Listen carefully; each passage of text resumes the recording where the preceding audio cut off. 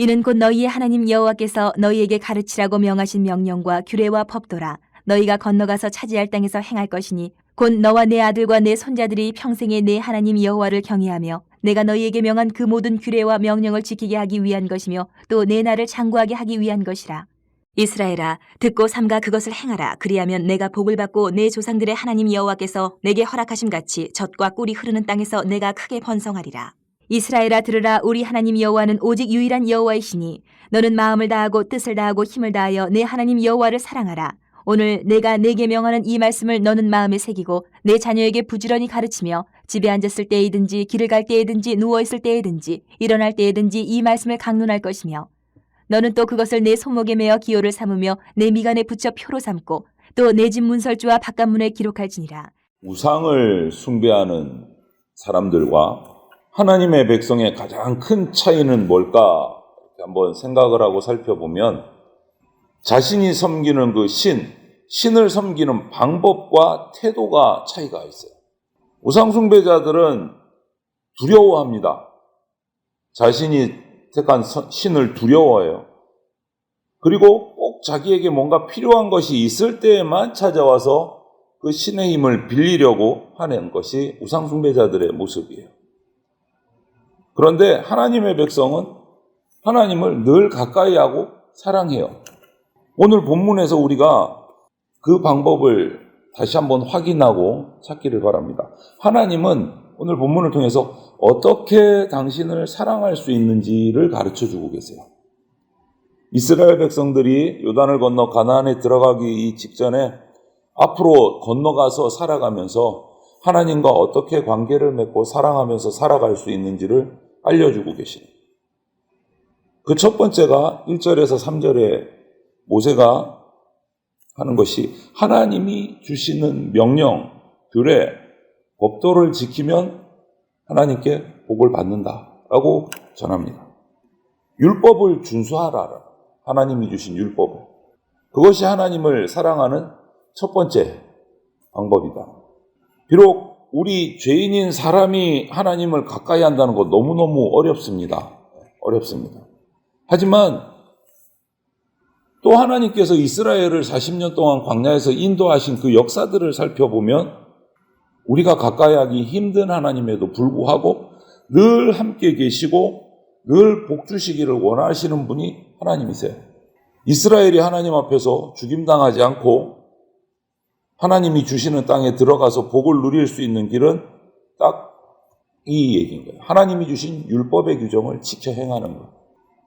특별히 모세는 그 하나님이 주시는 1절을 보면 명령과 규례와 법도를 가르치고 2절에서는 지키고 3절에서는 듣고 행해야 된다. 가르치고 지키고 듣고 행해라. 이렇게 말해요.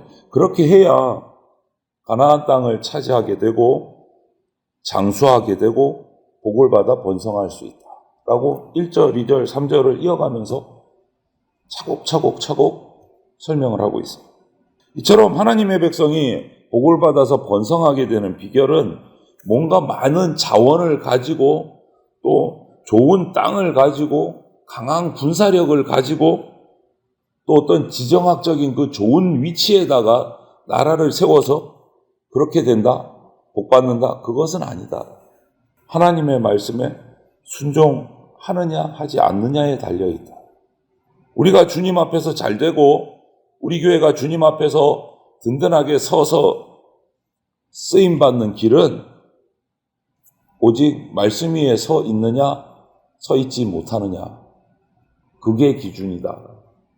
그것이 하나님을 사랑하는 첫 번째 방법이에요. 두 번째는 4절 5절을 보니까 모세가 이제 이스라엘 사람이라면 정말 누구도 모르는 사람이 없는 쉐마의 본문을 가요. 쉐마가 뿌려는 뭐냐면 들으라예요. 들으라. 하나님이 주시는 말씀을 들으라. 이 본문을 가르쳐요. 이스라엘 사람 우선 하나님을 유일하신 신으로 인정해야 돼요. 다른 신은 존재하지 않는다. 이 사실을 철저하게 믿어야 돼요. 오직 하나님밖에 없으시다. 그리고 나서 그 유일하신 하나님을 마음과 뜻과 힘을 다해서 사랑해야 돼요. 그것이 5절 말씀이에요.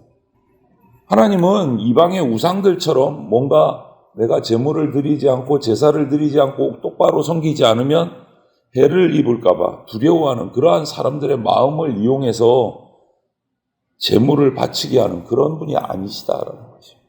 우주 만물의 창조자신데 뭘 그런 욕심을 내시겠습니까? 다 하나님의 소유입니다.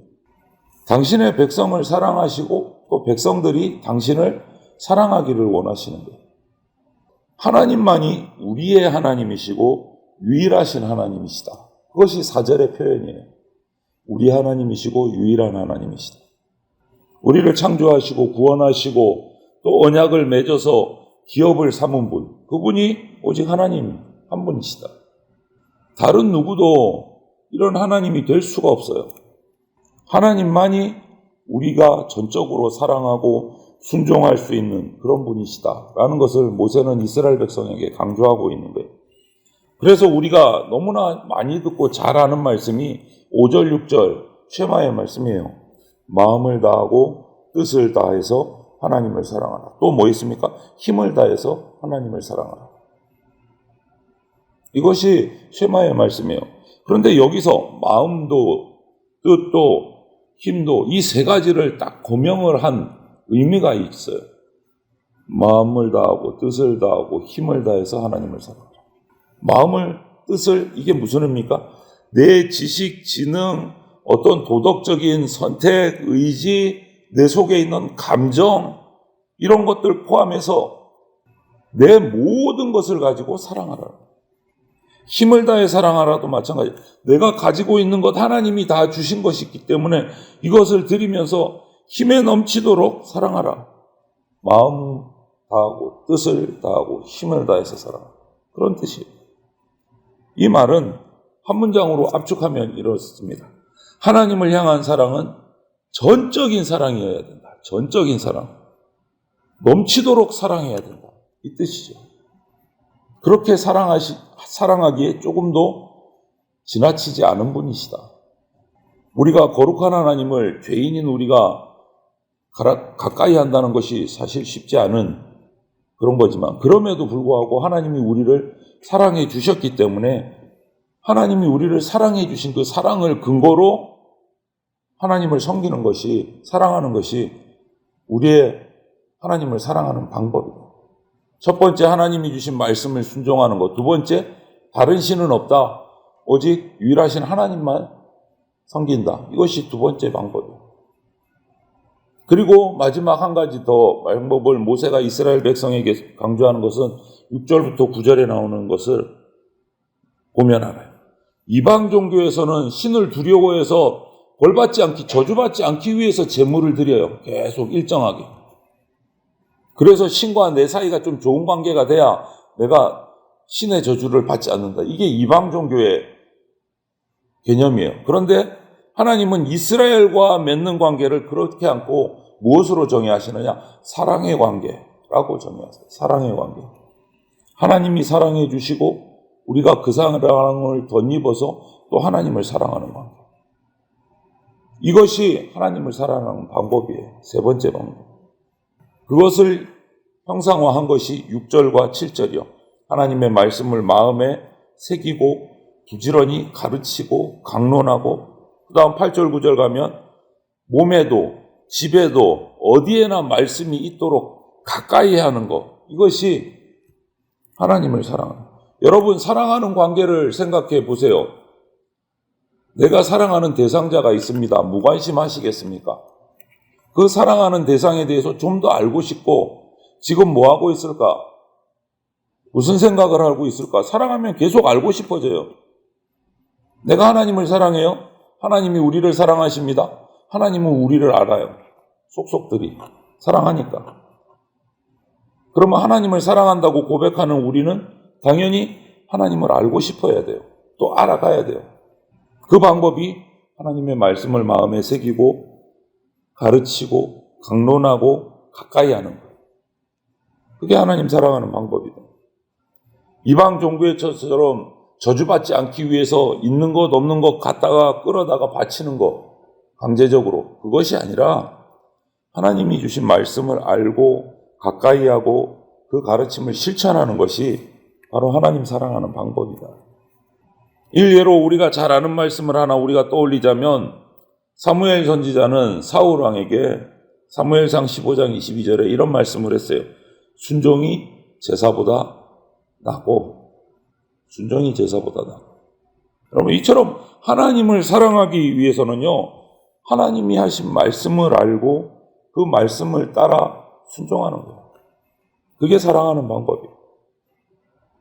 그러면 나는 한번 스스로에게 질문해 보십시오. 그 사랑하는 내가 사랑하는 하나님을 알기 위해서 그분이 하신 말씀을 얼마나 내가 듣고 따르기 위해서 노력하고 있는가 살펴봐야 돼요. 모세는 이 말을 하면서 가르치면서 이렇게 표현을 합니다.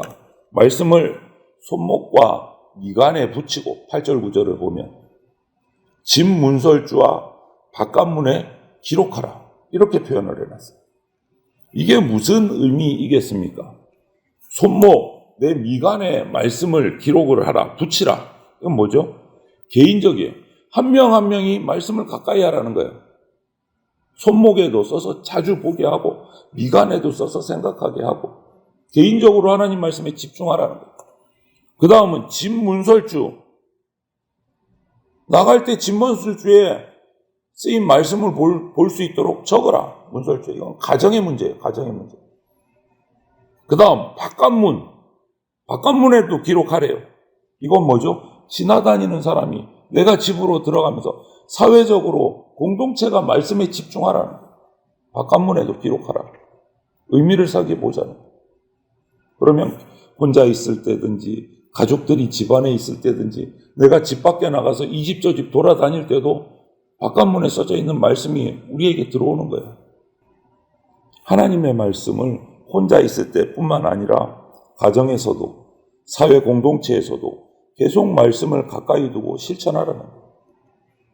내 혼자만 하나님의 뜻 가운데 거하는 것이 아니고 가정과 사회에서 하나님의 말씀이 흘러가고 이루어질 수 있도록 그렇게 활동하라. 말씀에 귀 기울이라. 누군가 사랑하면 그 사랑을 알고 그 사람을 알고 이해하려고 노력합니다. 똑같아요. 마찬가지로 하나님을 사랑하는 사람은 하나님을 잘 알기 위해서 하나님의 말씀을 읽고 듣고 실천해야 됩니다. 공부해야 돼요. 그럼 기본이에요. 기본. 예배에 참석하고 하나님 사랑한다고 입술로 말하고 고백하는데 그것만 가지고는 부족합니다. 그렇다면 하나님이 뭘 말씀하고 계시지? 어떻게 이야기하고 계시지? 그 말씀을 내가 지켜야지. 이렇게 말씀에 대한 어떤 지식과 순종 없이 종교적인 행위로 주일됐으니까 예배 참석하고 그 정도 가지고는 하나님을 사랑한다고 말하는 것이 적절하지 않아요. 개인이, 가정이, 사회에서 말씀을 가까이 해야 돼요. 진짜 하나님의 뜻이 무엇인지를 이해하고 하나님을 바른 모습으로 사랑하는지 항상 자기를 점검해야 됩니다.